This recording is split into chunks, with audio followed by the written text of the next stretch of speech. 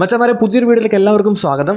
Old school boys ഈ ഒരു YouTube ചാനലിനെ പറ്റി ചിലപ്പോൾ നിങ്ങൾക്ക് അറിയായിരിക്കും, ചിലപ്പോൾ നിങ്ങൾക്ക് അറിയില്ലായിരിക്കും. സോ കാർത്തിക് സൂര്യയെ പറ്റി നിങ്ങൾക്ക് അറിയാമായിരിക്കും എന്തായാലും. സോ കാർത്തിക് സൂര്യയുടെ പഴയ ഫ്രണ്ട്സിനോട് ചേർന്ന് തുടങ്ങിയ ഒരു യൂട്യൂബ് ചാനലാണ് ഓൾഡ് സ്കൂൾ ബോയ്സ്. ഈ ഒരു യൂട്യൂബ് ചാനലിനകത്ത് ഇന്നൊരു Q&A വന്നിട്ടുണ്ടായിരുന്നു. Q&Aക്കകത്ത് ഏറ്റവും കൂടുതൽ ആൾക്കാർ ചോദിച്ച ചോദ്യം ഇന്റർലെക് പോഡ്കാസ്റ്റ് എന്തുകൊണ്ട് നിർത്തി എന്നുള്ളതാണ്. സോ അവരതിനൊരു ആൻസർ കൊടുത്തിട്ടുണ്ട്. നമുക്ക് എന്തായാലും ആ ഒരു വീഡിയോൻ്റെ ഒരു ഭാഗം ലൈവിനകത്താണ്, ഏകദേശം 1.5 hour നീളമുള്ള ലൈവാണ്. അതിൻ്റെ 2 ഭാഗങ്ങളിലായിട്ട് ഈ ഒരു ഇന്റർനെറ്റ് പോഡ്കാസ്റ്റ് നിർത്താനുള്ള കാരണങ്ങൾ പറയുന്നുണ്ട്. നമുക്ക് ഓരോന്നായിട്ട് എന്തായാലും ഒന്ന് കേട്ട് നോക്കാം. ഓക്കെ, പോഡ്കാസ്റ്റ് നിർത്തി. അത് നമ്മൾ തമ്മിൽ കുറച്ച് സെറ്റ് ആവുന്നില്ല, വൈബ് സെറ്റ് ആവുന്നില്ല. അഭിപ്രായ വ്യത്യാസം, കോൺഫ്ലിക്റ്റ് ഓഫ്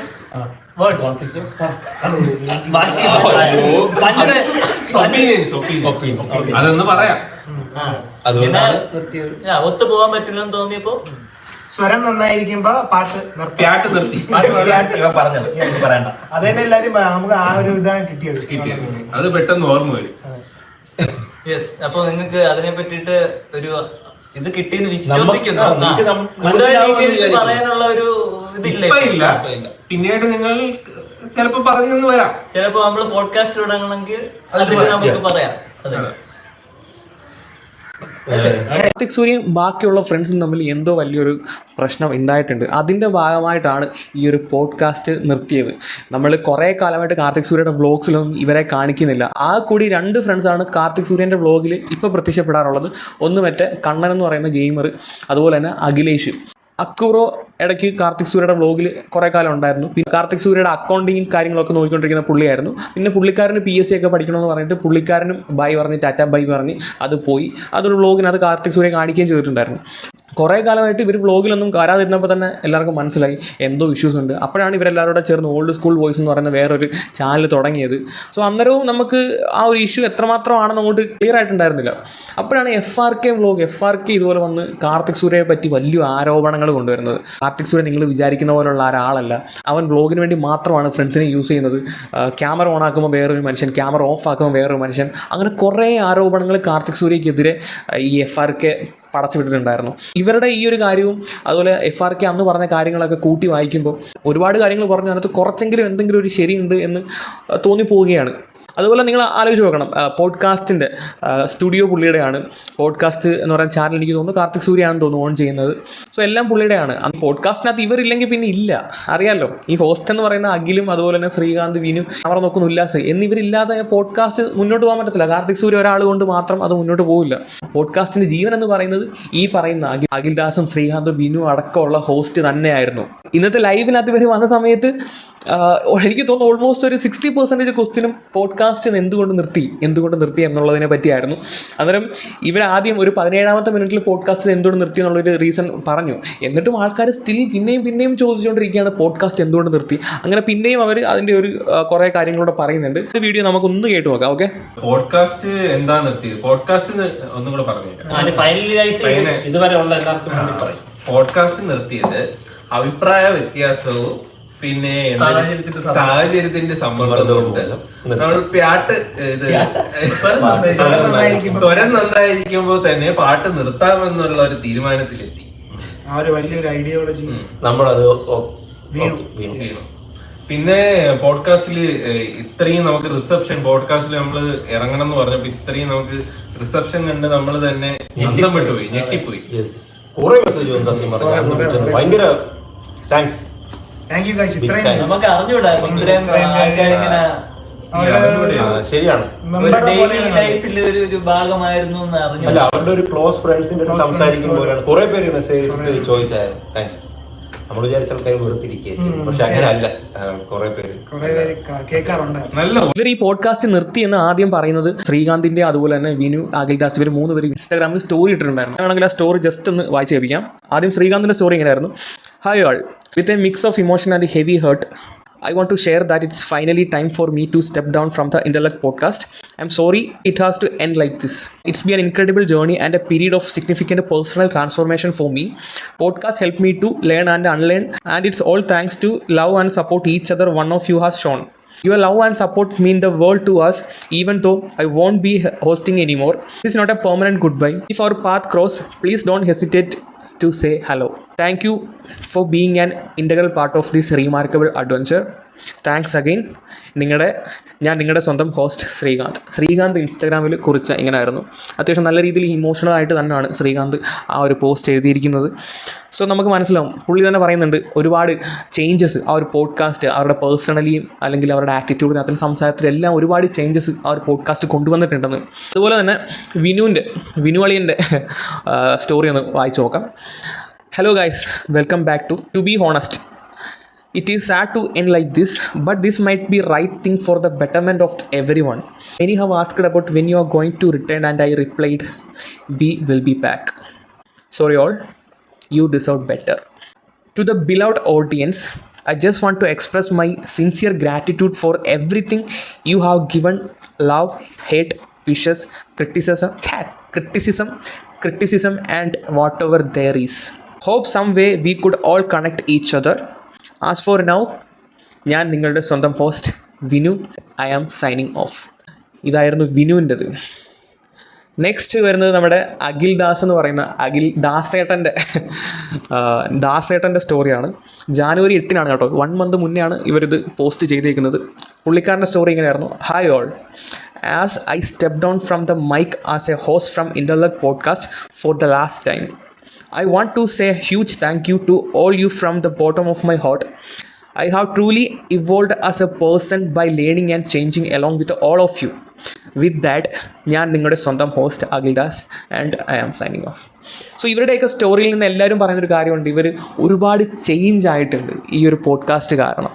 ഒരുപാട് ലേൺ ചെയ്തിട്ടുണ്ട് ഇവരുടെ പോഡ്കാസ്റ്റ് കാരണം. സോ ഇവരുടെയൊക്കെ ഈ ഒരു സ്റ്റോറി കാണുമ്പോൾ തന്നെ നമുക്ക് മനസ്സിലാവും ദെയർ ഈസ് ആൻ ഇമോഷൻ. അവരൊരു ഇമോഷണലിയാണ് ഈ സാധനം എഴുതിയിരിക്കുന്നത്. കാരണം ഇവരൊട്ടും ആഗ്രഹിച്ചിരുന്നില്ല ഇങ്ങനൊരു എൻഡിങ് ഇതിനൊക്കെ വരുമെന്ന്. നിങ്ങളൊരു കാര്യം ആലോചിച്ച് നോക്കും, ഒരു ഗ്രൂപ്പ് ഓഫ് ആൾക്കാർ അവരുടെ ഇടയിൽ ഒരു പ്രശ്നം ഉണ്ടാകുന്നു. അത് പ്രശ്നം ഉണ്ടാകുന്നതെന്ന് പറഞ്ഞാൽ ഒരുത്തനും ആ ബാക്കിയുള്ള ആൾക്കാരും തമ്മിലാണ് പ്രശ്നം ഉണ്ടാകുന്നത്. എന്ന് പറഞ്ഞാൽ ആ കൂട്ടത്തിൽ ഒരുത്തൻ്റെ ഐഡിയോളജി അല്ലെങ്കിൽ ഒരുത്തൻ്റെ തോട്ട് ബാക്കിയുള്ളവർക്കൊന്നും യോജിക്കാൻ പറ്റുന്നില്ല, അല്ലെങ്കിൽ അവൻ്റെ കാര്യങ്ങൾ ബാക്കിയുള്ളവർക്ക് യോജിക്കാൻ പറ്റുന്നില്ല. അങ്ങനെ ഒരു സിറ്റുവേഷൻ വരുമ്പോൾ നിങ്ങൾ ആരുടെ കൂടായിരിക്കും നിൽക്കുന്നത്? ആ ഒരുത്തൻ്റെ കൂടായിരിക്കും നിൽക്കുന്നത്, അതോ ബാക്കിയുള്ള ആൾക്കാരുടെ കൂടായിരിക്കും നിൽക്കുന്നത്? എനിക്ക് തോന്നുന്നു ആ ബാക്കിയുള്ളവരുടെ കൂടായിരിക്കും ആ ഒരു സത്യമുള്ളത്. അതിനകത്ത് ആ പിണങ്ങി പോകുന്ന ഒരുത്തൻ്റെ ഭാഗത്ത് എന്തെങ്കിലും ഒരു തെറ്റുണ്ടായിരിക്കും. സോ എനിക്ക് തോന്നുന്ന കാര്യം, ടു ബി ഹോണസ്റ്റ് പറഞ്ഞു കഴിഞ്ഞാൽ, കാർത്തിക് സൂര്യ എന്തോ ഒരു കാര്യം അല്ലെങ്കിൽ ഇവർക്കൊന്നും അക്സെപ്റ്റ് ചെയ്യാൻ പറ്റാത്ത രീതിയിൽ എന്തെങ്കിലും ഒരു ഒട്ടക്ക് ഇവരുടെ ഇടയിൽ സംഭവിച്ചിട്ടുണ്ട്. അത് 100% ഉറപ്പായിട്ടുള്ള കാര്യമാണ്. അതിനകത്ത് കാർത്തിക് സൂര്യ കുറ്റക്കാരനാണോ ഇല്ലയോ നമുക്കറിയില്ല. അതിനെപ്പറ്റി കൂടുതൽ കാര്യങ്ങൾ കാർത്തിക് സൂര്യയും പറഞ്ഞിട്ടില്ല, ഫ്രണ്ട്സും പറഞ്ഞിട്ടില്ല. പറയുമ്പോൾ എല്ലാം പറയണമല്ലോ. കാർത്തിക് സൂര്യ വളർത്തിക്കൊണ്ട് വന്നത്, അല്ലെങ്കിൽ കാർത്തിക് സൂര്യ എന്ന് പറയുന്നൊരു വ്യക്തി ഇപ്പോൾ നമ്മുടെ മുന്നിൽ നമ്മളൊക്കെ അറിയുന്നുണ്ടെങ്കിൽ ആ ഒരു വളർച്ചയിൽ, ആ ഒരു ഗ്രോത്തിൽ നല്ലൊരു പാർട്ട് പുള്ളിക്കാരൻ്റെ ഫ്രണ്ട്സും ഉണ്ടാക്കിയിട്ടുണ്ട്.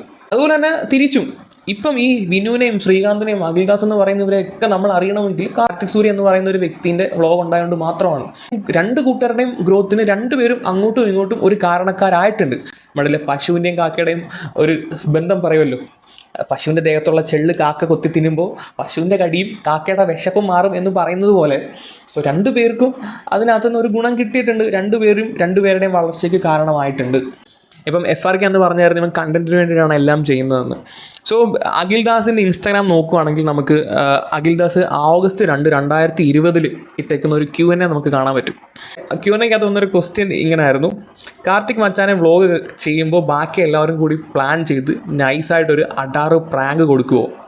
അന്നേരം അഖിലിൻ്റെ റിപ്ലൈ ഇതാണ്: എന്തിനാണ് ബ്രോ ചുമ്മാ കണ്ടൻറ്റ് അവൻ അങ്ങോട്ട് കൊണ്ടുപോയി കൊടുക്കുന്നതെന്ന്. സോ പുള്ളിക്കാരൻ തമാശയായിട്ട് ആണ് മേ ബി ചിലപ്പോൾ അന്നത് പറഞ്ഞതെങ്കിലും പിൽക്കാലത്ത് ചിലപ്പോൾ അത് ശരിയായിട്ടുണ്ടാവും. എല്ലാം കണ്ടൻറ്റിന് വേണ്ടി ആണ് ചെയ്യുന്നത് എന്ന് ഇവർക്ക് തോന്നിയിട്ടുണ്ടാവും. ഇവരെ വിറ്റ് പൈസ ഉണ്ടാക്കുകയാണ് എന്ന് അവർക്ക് ഓഫ് കോഴ്സ് തോന്നിയിട്ടുണ്ടാവും. അതുകൊണ്ടായിരിക്കാം മേ ബി ഇവരെല്ലാവരും തെറ്റിപ്പിരിഞ്ഞ് പോകാനുള്ള ഒരു റീസൺ. അതുപോലെ തന്നെ അന്നത്തെ ആ Q&Aയിൽ അഖിൽദാസിനടുത്ത് വേറൊരു ക്വസ്റ്റ്യൻ വന്നിട്ടുണ്ടായിരുന്നു: എത്ര നാളായിട്ട് കാർത്തിക്കിനെ അറിയാം? 2020 ക്വസ്റ്റ്യനാണ് കേട്ടോ. ഇപ്പോൾ ഇത് 2024. അന്ന് അഖിൽദാസ് കൊടുത്ത മറുപടി എന്ന് പറയുന്നത് 23 കൊല്ലമായിട്ട് കാർത്തിക് സൂര്യയെ അറിയാം എന്നാണ്. 23 years. നിങ്ങൾ ജസ്റ്റ് ഇമാജിൻ, 23 വർഷമായിട്ട് അറിയാവുന്ന, ഇപ്പം 2024 അന്നേരം ഏകദേശം 26-27 വർഷം, ഇത്രയും കൊല്ലമായിട്ട് അറിയാവുന്ന ഒരാളോട് തെറ്റി പിരിയണമെങ്കിൽ അത്രയും ഒരു സോളിഡ് ഇഷ്യൂ, ഒരു സോളിഡ് റീസൺ ഉണ്ടായിരിക്കും. അന്ന് FRK പറഞ്ഞ കുറേ കാര്യങ്ങളൊക്കെ ചിലപ്പം ഇത് കാണുമ്പോൾ ശരിയായിട്ട് തോന്നുന്നുണ്ട്. ഇപ്പോൾ കാർത്തിക് സൂര്യയുടെ വ്ളോഗ് നോക്കുവാണെങ്കിൽ ആകെ കൂടി ഒരു 3 പേരാണ് അത് കാണാൻ പറ്റുന്നത്. ഒന്ന് ഹംബിളിനെ കാണാൻ പറ്റും, ഷസമിനെ കാണാൻ പറ്റും, അതുപോലെ തന്നെ മറ്റേ ശരണ്യ, അവരെ കാണാൻ പറ്റും. ഇവരെ 3 അല്ലാതെ വേറെ ഫ്രണ്ട് സർക്കിൾ എന്നുള്ള രീതിയിൽ ആരെയും കാണാൻ പറ്റുന്നില്ല. ഇവരുമായിട്ട് എപ്പോഴാണ് തെറ്റിപ്പിരിയത് നമുക്ക് പറയാൻ പറ്റില്ല. മനുഷ്യനല്ലേ, സാഹചര്യം അറിയില്ല. സോ എന്തായാലും ആ ഒരു പോഡ്കാസ്റ്റിൽ കുറച്ച് കാര്യങ്ങളും കൂടെ അവർ പറയുന്നുണ്ട്. നമുക്ക് അതുകൂടെ ഒന്ന് കേട്ട് നോക്കിയിട്ട് നമുക്ക് വീഡിയോ വൈൻഡപ്പ് ചെയ്യാം. ഓക്കെ. പിന്നെ ഉല്ലാസിന് പറഞ്ഞോട്ടോ. വലിയൊരു മാറ്റമല്ലോ. എനിക്ക് ഭയങ്കര മാറ്റം വന്ന അവിടെ അന്വേഷിച്ചു. ഇവരൊക്കെ ഒരുപാട് എന്നെ അല്ല ഇത് ചെയ്യാൻ ഒരുപാട് ഹെൽപ്പ് ചെയ്തു. ക്യാരക്ടറിലുള്ള ചേഞ്ച് എല്ലാവർക്കും വിസിബിൾ ആണ്. നിങ്ങളെ ഫസ്റ്റ് ഇത് ഇതൊക്കെ ഇപ്പോഴത്തെ നോക്കിയാൽ ആ ഒരു ഇത് മനസ്സിലാക്കും. അപ്പൊ നമ്മളെ സംബന്ധിച്ചിട്ട് ഭയങ്കര ഒരു സംഭവമായിരുന്നു. നമ്മള് ഗ്രോ എവിടെയെങ്കിലും നമുക്ക് അവിടെ അത് പറഞ്ഞ് എൻഡ് ചെയ്യാനുള്ള ഒരു സാഹചര്യം കിട്ടിയില്ല. അതുകൊണ്ടാണ് നമുക്ക് സോ ഉല്ലാസിൻ്റെ കാര്യം ഉല്ലാസ് പറഞ്ഞപ്പോഴും പറയുന്ന കാര്യം, ക്യാരക്ടർ ബിൽഡ് ചെയ്യാൻ ഒരുപാട് പോഡ്കാസ്റ്റ് അവരെ ഹെൽപ്പ് ചെയ്തു. പിന്നൊരു കാര്യം പറയുന്നുണ്ട്, അവർക്ക് പോഡ്കാസ്റ്റിൽ വന്ന് പറയണമെന്ന് ഉണ്ടായിരുന്നു, പക്ഷെ അവിടെ അത് പറയാനുള്ള ഒരു സാഹചര്യം ഉണ്ടായിരുന്നില്ല. സോ അന്നേരം അത്രയും ഒരു വലിയ ഇഷ്യൂ ആണ് എന്ന് നമുക്ക് മനസ്സിലാക്കാം. അതുപോലെ തന്നെ അഖിൽദാസ് മുന്നേ പറയുന്നുണ്ടായിരുന്നു, എപ്പോഴെങ്കിലും അതിൻ്റെ ഒരു റീസൺ നിങ്ങളെ അറിയിക്കണം എന്ന് തോന്നുവാണെങ്കിൽ അവരറിയിക്കും എന്ന് പറയുന്നുണ്ടായിരുന്നു. അപ്പം എല്ലാവരുടെയും വാക്കുകളിൽ നിന്ന് നമുക്ക് വ്യക്തമാണ് ഇവരുടെ ഒരു താല്പര്യം കൊണ്ടല്ല പോഡ്കാസ്റ്റ് നിർത്തിയത്. സോ ആ ഒരു പർട്ടിക്കുലർ കാർത്തിക് സൂര്യ എന്ന് പറയുന്ന പർട്ടിക്കുലർ വ്യക്തിയോടുള്ള പുള്ളിയുടെ ആശയങ്ങളുമായിട്ട് ഇവർക്ക് യോജിക്കാൻ പറ്റുന്നില്ല, അതുകൊണ്ട് നിർത്തി എന്നാണ് എനിക്ക് തോന്നുന്നത്. സാധാരണ ഒരു ചോറ് തിന്ന് വളരുന്ന മലയാളി എന്ന സ്ഥിതിക്ക് എനിക്കിത് കാണുമ്പോൾ കാർത്തിക് സൂര്യയാണ് വില്ലൻ എന്നാണ്. സോ പുള്ളിയുടെ ഭാഗത്താണ് തെറ്റെന്നാണ് എനിക്ക് തോന്നുന്നത്. അപ്പോൾ അത്രയേ ഉള്ളൂ. ഇന്റർലെക് പോഡ്കാസ്റ്റിൻ്റെ കഥ അതാണ്. ഇന്റർലെക് പോഡ്കാസ്റ്റ് ഇനി ഇല്ല. സോ ഞാൻ നിങ്ങളുടെ സ്വന്തം host Ananthu, signing off. Blip.